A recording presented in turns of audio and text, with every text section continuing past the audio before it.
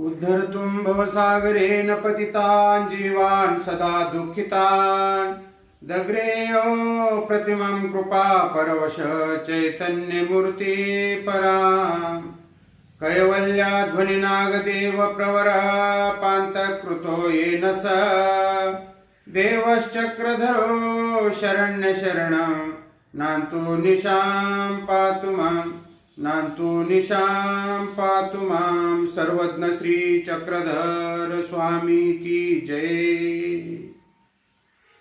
बंधूंनो, आध्यात्मिक मानव YouTube channel या चॅनलच्या माध्यमातून आपण या ठिकाणी धर्मवार्ता धर्मचर्चा चालू आहे. मध्यंतरी थोडा व्यतीत काळ झालेला आहे आणि म्हणून आपणासमोर पुन्हा या ठिकाणी येत असताना आपणा सर्वांना धन्यवाद देऊ इच्छितो की परमेश्वर भक्तीमध्ये समर्पण महत्त्वाचं आहे. शाश्वत सुख प्राप्त करण्यासाठी परमेश्वराने या संपूर्ण भूतलावर अवतार धारण केला. जीवाच्या उद्धारासाठी, कल्याणासाठी, समर्थनार्थ परमेश्वर या भूतलावर क्रीडा करीत असते. म्हणून सर्वज्ञ श्री चक्रधर स्वामींचा असा एक वेगळा अवतार आहे आणि जीव उद्धरण्याचं वेषण त्यांनी स्वीकार केलेला आहे. म्हणून श्री चक्रधर प्रभू आपल्याला अध्ययनातून, निरूपणातून, चर्चेतून, संवादातून आपल्याला समजून घ्यायचे आहे. सर्वज्ञ श्री चक्रधर प्रभू एकांक काळामध्ये एकूण परमेश्वराचे चरित्राचे 3 भाग झालेले आहेत. एकांक, पूर्वार्ध आणि उत्तरार्ध. तर या चरित्रामध्ये 3 भागामध्ये परमेश्वराने आपलं अवतार कार्य प्रगट केलेलं आहे आणि सांगितलेलं आहे परमेश्वराचा शोध या जीवाने घ्यावयाचा आहे. परमेश्वराचे गुणधर्म आणि परमेश्वराची शक्ती, परमेश्वराचं स्वरूप आपल्याला समजून घ्यायचं आहे. म्हणून भगवंताने तुमच्या आमच्यासाठी अवतार धारण करून हा सर्व सृष्टीचा व्यवहार चालू केलेला आहे. परमेश्वर सृष्टी नियामक आहे, नियंता आहे, चालक आहे. मायेच्या कर्तृत्वाने परमेश्वर या सृष्टीचं संचलन करतात. भगवंताने भगवद्गीतेमध्ये सुद्धा सांगितलेलं आहे, माया देक्षेन प्रकृती सुयते सचराचरम. माझ्या अध्यक्षतेखाली माया या चराचर विश्वाची रचना करते आणि जीव जन्माला घालते, सुख आणि दुःखामध्ये घालते. पण ते मायेनं घातलेलं सुख दुःख हे संपणारं आहे आणि म्हणून परमेश्वराने आपल्याला मोक्षाचं वाली बनवलेलं आहे. मोक्षाचा अधिकारी हा जीव आहे. मोक्षाचं दातृत्व जीवाला होऊ शकतं. परमेश्वर प्राप्तीचं दातृत्व जीवाला होऊ शकतं. म्हणून या सृष्टीमध्ये या जीवाला मनुष्य देह देऊन, जन्माला घालून आणि मन, बुद्धी, चित्त, अहंकार हे 4 चातुष्टे आपल्याला या देहाबरोबर ही संपत्ती मिळालेली आहे. आणि त्या मन, बुद्धी, चित्त, अहंकार याचा उपयोग आपल्याला परमेश्वराच्या भक्तीसाठी करावयाचा आहे. परमेश्वर भक्तीमध्ये, परमेश्वर शास्त्रामध्ये आपलं जीवन व्यतीत करावयाचं आहे. जीवन खर्ची घालायचं आहे. परमेश्वर आचरणामध्ये आपलं जीवन व्यतीत केल्यानंतर तो परमेश्वर आपल्याला जवळ करेल. आनंद घन परमेश्वर तो आपला आनंद आपल्याला देईल. असा हा परमेश्वर, म्हणून परमेश्वराची ही अपेक्षा आहे की जीवाने परमेश्वर भक्ती आचरावी, जीवाने ईश्वर प्राप्ती अर्जवावी. म्हणून परमेश्वर या जीवाला या भूतलावर मनुष्य देह देऊन या जन्मामध्ये घातलेला आहे.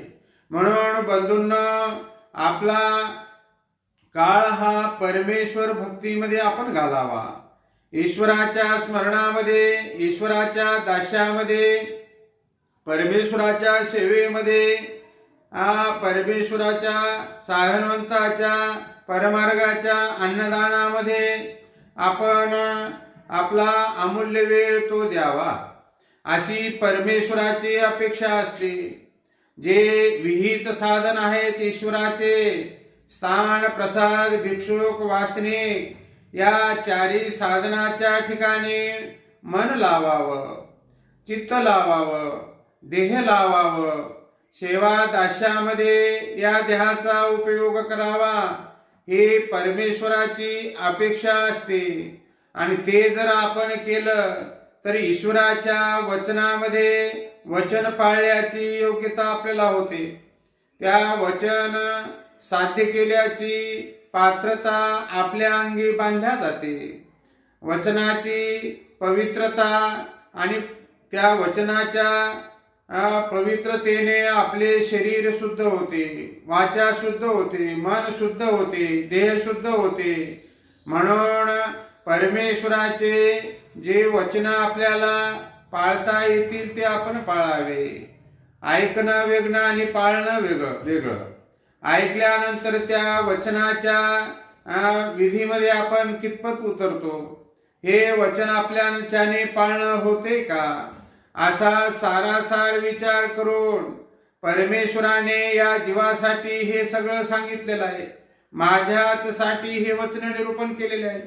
1050 सूत्रपाठ हे आपल्याच साठी भगवंताने सांगितलेलं आहे. त्याचं पालन आपल्याला करायचं, अशी परमेश्वराची अपेक्षा असते, इच्छा असते.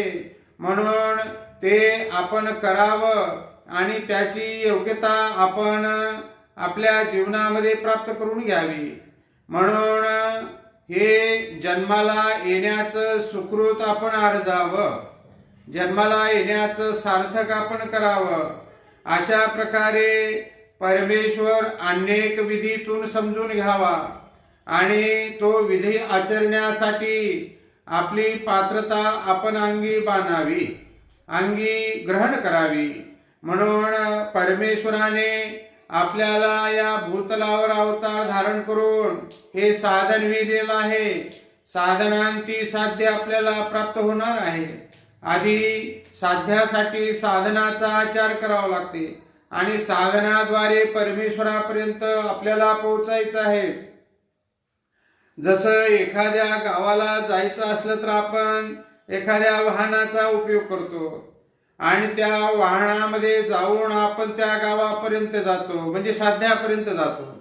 तसं परमेश्वराचं आचारविधी हे आपलं वाहन आहे, साधन आहे. आणि तो आचार करत करत आपल्याला त्या परमेश्वरापर्यंत जायचं आहे.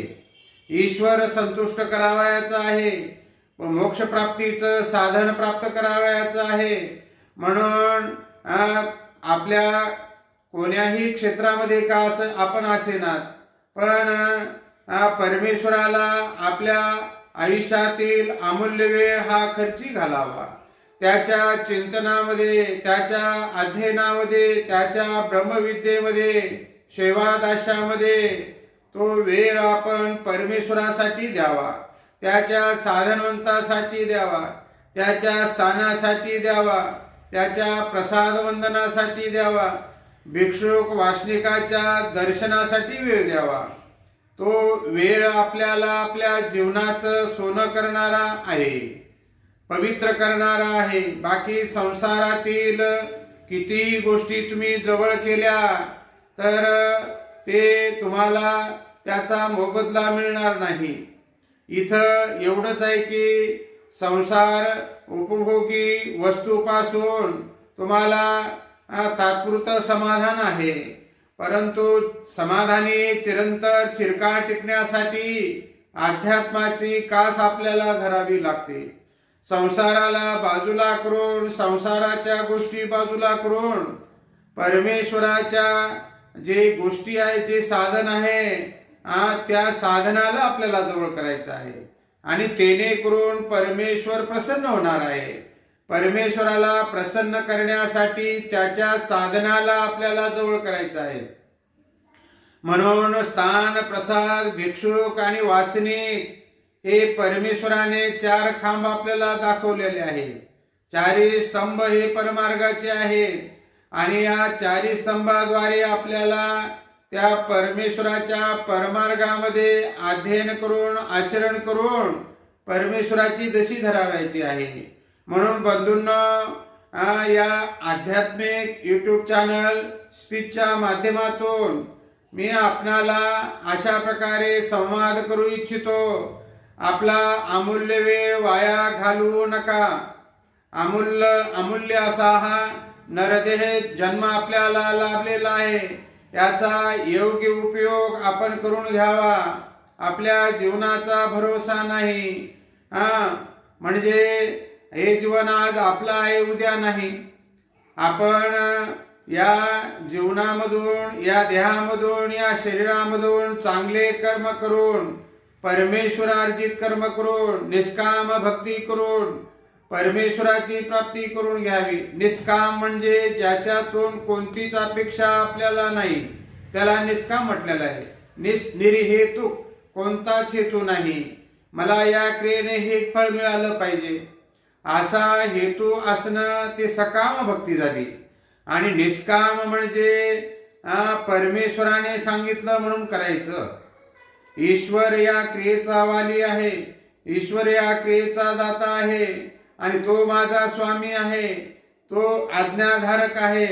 मी आज्ञाधारक आहे, तो आज्ञाकर्ता आहे आणि त्याची आज्ञा मला पालन करायची, त्याचं तत्व मला आचरण करायचं, त्याने सांगितलं म्हणून करायचं. अशा प्रेरणेतून, अशा सद्भावनेतून निष्कामतेकडे आपल्याला जायचं आहे. म्हणजे कर्म हे करत राहावं, परमेश्वर आज्ञेने करत राहावं आणि त्याची आज्ञा आहे म्हणून करावं. अशा प्रकारची संकल्पना, अशा प्रकारची धारणा मनी धरून आपल्याला त्या परमेश्वर भक्तीचा आचार करावायचा आहे. मोक्ष मार्गाची वाटचाल करायची आहे. कारण असा एकच जन्म आहे की याच जन्मामधून परमेश्वर कळतो आणि परमेश्वर प्राप्तीकडे जातो. इतर देहातून, इतर योनीतून परमेश्वर हा समजलेला नाही, परमेश्वरापर्यंत जाऊ शकत नाही. म्हणून मनुष्य जन्म असा हा श्रेष्ठ आहे की परमेश्वर आपल्याला या देहातून कळतो. म्हणून अशा प्रकारे अशा चांगल्या गोष्टी आपल्या आचरणात आणून धर्माच्या, शास्त्राच्या, विधी आचाराच्या, नेमेची त्याच्या नियमामध्ये या देहाला उतरवून, देहाला झोकून देऊन आपण त्या गोष्टी, आपण त्या आचरण क्रियेच्या, परधर्माच्या विधी क्रिया हे आपण आचरल्या पाहिजे. म्हणून बंधूंनो, असं हे आपलं यूट्यूब चॅनल आध्यात्मिक स्पीच, तुम्ही हे सगळं कराल अशी अपेक्षा व्यक्त करून या ठिकाणी मी थांबतो. दंडवत प्रणाम. जय श्री चक्रधर, जय महानुभाव.